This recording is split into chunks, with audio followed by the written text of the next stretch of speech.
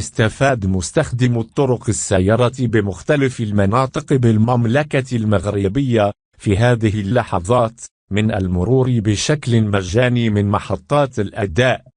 وحسب مصدر النيوز فإن المغاربة سيكون في إمكانهم استخدام الواتوروت بشكل مجاني لمدة 48 ساعة نتيجة الإضراب الوطني الإنذار المنظم من طرف مستخدمي محطات الأداء، والذي انطلقت فعاليته اليوم الأحد ابتداء من الساعة 2 بعد الظهر على أن ينتهي الثلاثاء في نفس الوقت.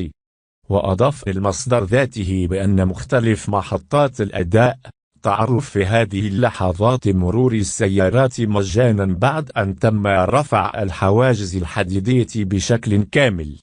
وكانت شوف تيفي قد كشفت قبل ساعات قليلة عن حالة الفوضى التي عرفتها الطريق السيار ما بين مدينة الخميسات والرباط نتيجة الاختناق وتوقف حركة المرور لأكثر من 2 ساعات.